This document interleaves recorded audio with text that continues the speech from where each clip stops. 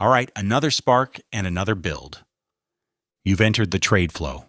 Today, we're not building, we are descending. We're cracking open the decayed crucible, the second major faction in the Tools and Titans ecosystem. Get ready, because today we are talking about the Rustborn, and let me be clear, these are not your typical villains. They are the inverted mirror of the Titans themselves. They are fallen crafts, corrupted genius, and entropy made manifest. A perfect reflection of creation is destruction. But before we descend into that decay, let's ground ourselves in the basics. For anyone new to the game, the core of every single match is deceptively simple. That's right. It all comes down to 6 steps. So, how do you play Tools and Titans? Easy. Draw your cards, charge your energy, build your field, act with your powers, clash with your Titans, end your turn. 6 steps, 1 epic battle. Now that we have the fundamentals, let's shatter them. To understand the Rustborn, you have to understand what they were.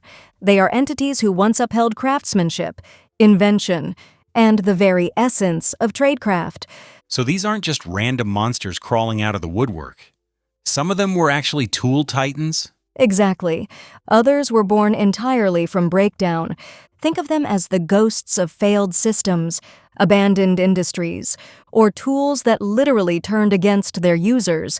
They are the second largest faction in the game, and they embody destruction, sabotage, and the irreversible erosion of the world's ordered systems.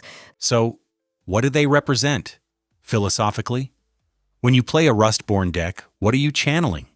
You're channeling the failure of trade and the collapse of order. You're playing the consequence of unchecked ambition, of waste, of hubris.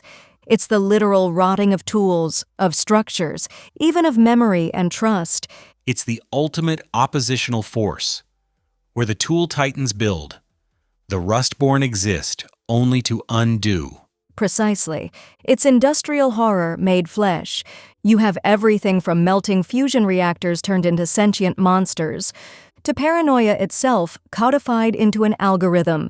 They are agents of entropy that feed on decay, on deletion, and on total systemic failure. Okay, that is heavy. So where did this all begin? What was the catalyst? When did they rise? They emerged after a catastrophic event in the lore, known as the Fracture of the Forge Accord.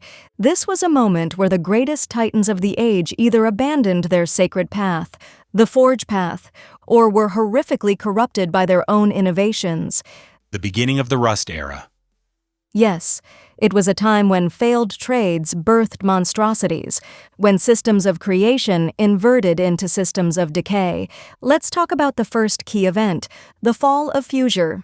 Fuser. He was a Tool Titan of energy, correct? A creator. The greatest of his time. His goal was noble, limitless, clean energy for all, drawn from the heart of a star. But his ambition outpaced his wisdom. He pushed his fusion forges too far, trying to achieve total unity. The resulting overdrive didn't just cause a meltdown. It literally melted the boundaries between reality and the weave, corrupting everything it touched. He became a walking reactor breach. A horrifying origin. And the script mentions another foundational fall. Lokara's collapse into Rustborn. If Fuser represents physical decay, Rustborn is metaphysical decay. Lokara was a titan of information and networks. She built the Web of Trust, a psychic network meant to connect the world in perfect harmony and understanding. But a single point of betrayal, a lie, entered the system. A logic virus. Exactly. It cascaded through her network. Trust inverted into suspicion. Connection became surveillance. Lokara, the great uniter, collapsed into Rustborn, a being of pure paranoia who now weaponizes misinformation and tears networks apart. Her own creation turned on her and twisted her into its opposite. So they don't really have a homeland then. Where do they belong in the world of Tools and Titans? That's the thing. Rustborn do not belong. They invade. They originate from the dark corners of the world, places like the Junkyard Abyss, which in gameplay is the discard zone, but in the lore it's a literal realm of broken tools and corrupted machinery. And the Shatterworks and Lost Forges. I'm guessing those are zones where trades turned against their crafters? Exactly. And Codeblight zones, the home of digital horrors like Rivgor, are born from infected machines and corrupted schematics. In a match, their presence spreads like a virus, into your zones, into your card effects, into the weave itself. Which brings us to the big question for players. Why do they matter? Why would you play this faction of decay and horror? Because they provide a narrative antagonism that's grounded in something real, the decay of tradecraft. Mechanically, they are the perfect contrast to the Tool Titans, where Titans cast refined abilities. The Rustborn scorch the world with irreversible damage. So it's a deck archetype for players who love sabotage, recursion, and a kind of horror-themed tempo. Absolutely. And it's the source of incredible alternate win conditions. You're not just trying to build a better engine than your opponent. You're trying to make their engine rot, and seize up entirely. They explore darker themes. What happens when a craft becomes an obsession? When an industry begins to consume itself? So they are the perfect antagonists, both for the story and for the game itself. Let's get into the mechanics. How do they actually operate? It is complex, but the core systems are what make them so unique. The first, as I mentioned, are Scorch Cards. These are exclusive to the Rustborn, and they don't just deal damage. They cause irreversible corruption effects that linger. Give me an example. What does a Scorch effect look like in a game? Think of a normal damage spell, a bolt that deals 3 damage. A Scorch version might also deal 3 damage, but it also places a Scorch token on the target. If it's a Titan, maybe they can't be healed next turn.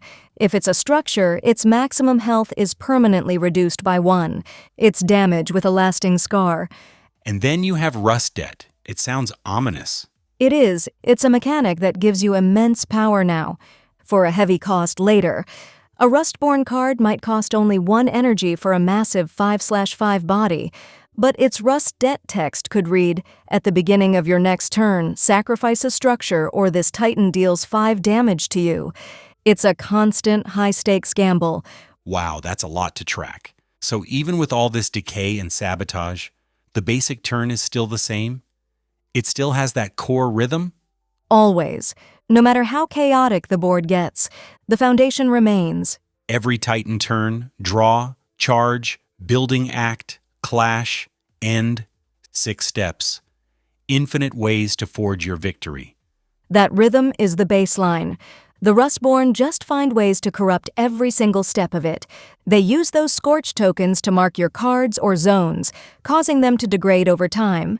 Then there's Weave Rot. How does that interact with the game's elemental system? The weave is the source of power for Tool Titans. Weave Rot is parasitic. It doesn't just block your opponent's weave effects, it can actually rewrite them. Imagine your opponent has a fire weave active, making their fire cards cheaper. A Weave Rot card could change that, making it so their fire weave now damages them every time they play a fire card. It turns their strength into a self-destructive liability. And they have a unique relationship with the discard pile. The Junkyard Abyss. The best in the game. It's called Scrap and Salvage. They interact with the junkyard constantly, pulling broken things back for accursed reuse. A destroyed Rustborn tool doesn't just go away. It might have a salvage ability that lets you pull it back to your hand, but now it has a negative effect attached. Or a different Titan might be able to reanimate it directly onto the field as a lesser, unstable echo of its former self. So if you had to summarize their gameplay profile, what are their biggest strengths and their most glaring weaknesses? Their greatest strength is, without a doubt, high disruption. They excel at deleting card abilities.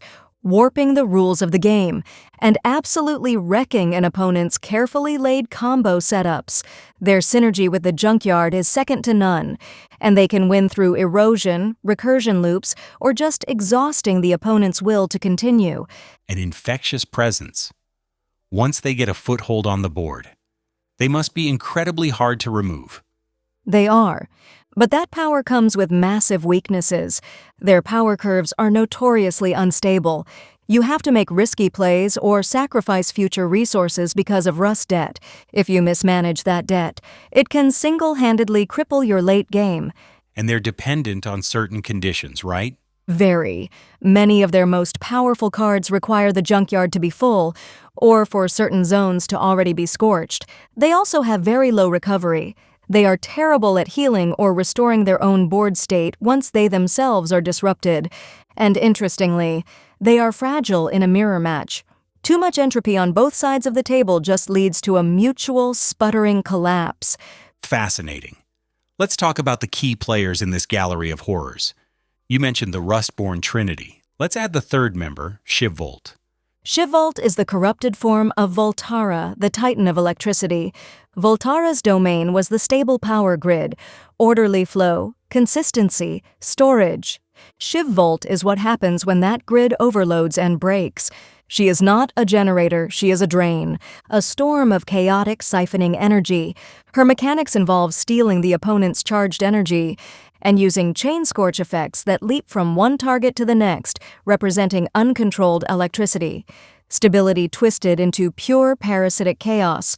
So the Trinity represents the core corruption: energy, information, and matter. What about the other subgroups? The Rustborn Quintrinity. The Quintrinity are the next wave. Rustborns born from more complex second-order decay. You have Sinterra, the copy horror I mentioned. She represents flawed replication, the decay of the blueprint itself. Then there's Rivgor, the algorithm of dread. He corrupts systems, not just components. Think of him turning a factory's safety protocols into weapons. Vainlash is geological corruption, spreading rust and decay through the very land of a zone. Boilgrim is the master of the Junkyard, weaponizing waste and pressure. And Nullspore represents parasitic life, a fungus that brings things back wrong.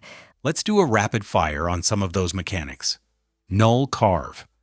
It erases keywords or text on an opponent's cards permanently. A Titan's key ability can just be wiped from existence. Sinterspawn Tokens. Unstable clones of a creature with self-destructive timers. They are designed to fail, often exploding to damage adjacent cards. Spore Seeds. Corruptive recursion tokens. When the creature they're attached to dies, it comes back, but with a dangerous negative side effect, like now it can't block. So when you sit down to build a Rustborn deck, what are the main strategies? The main archetypes you can build toward? There are several clear paths. You could build a Sabotage Control deck, using Titans like Rustara or Rivgor to disable and manipulate your enemy's tools and keywords. This strategy focuses on making your opponent's cards useless in their hand. Or you could go for a Decay Combo deck. That's where Titans like Sinterra and Nullspore shine, creating infinite recursion loops and spawn triggers that clog the board until a final, game-ending trigger. What about a more aggressive approach? That would be Aggro Rot, using Shivvolt or Fusure to drain energy fast and play melt cards to destroy the opponent's field early. It's a high-risk, high-reward strategy that aims to win before the rust debt comes due. There's also the Junkyard Engine strategy, with Titans like Boilgrim, who use the discard zone as fuel for their abilities, getting stronger the more broken tools you have. And finally, a trickier one, Inversion Flex, using a Titan like the Rustborn version of Draftor to use your opponent's own cards against them. Let's talk about a strategic matchup. How would a Rustborn player approach a game against, say, a Constructus deck, the ultimate builder? That's a classic matchup, the unbuilder versus the builder. Constructus wants to build a fortress of structure cards with high health and powerful passive effects. The Rustborn player has a toolkit for that. Fuser would try to use melt cards that deal bonus damage to structures. Rustera would use Null Carve to erase the abilities of those structures, turning them into expensive, useless walls. Shivvolt would try to drain the opponent's energy so they can't even afford to play their big structures in the first place. The goal isn't to outbuild them, it's to make building impossible. So beyond the mechanics, what makes a Rustborn deck feel different? Well, for one, Scorch cards replace cast cards. You're not refining the world, you're corrupting it. And every single Rustborn deck is designed to fail forward. Even your destroyed tools can be salvaged from the junkyard and turned into new, horrifying threats. A destroyed tool for a Tool Titan is a loss. For a Rustborn, it's just fuel. It all comes back to that central theme: entropy versus order. Exactly. It's about obsession taking over mastery. It's about corruption as a contagion. And about the horror of tools that outlive their crafters, and then turn on the world they were meant to build. It's a powerful, dark story being told through the game's very systems. Failed progress becomes mythic horror. And in that, the Rustborn are more than just bad guys. They are a warning. They are a lesson, a reflection. They show what happens when noble goals are pushed to corrupted extremes, when purpose becomes unbalanced, and good intentions are twisted too far. And that's the true depth of Tools and Titans. It's a living universe, where every duel is a philosophical argument, and every card tells a story. A story that you, the player, get to control. You decide whether to build or to undo, to create, or to let the rust set in.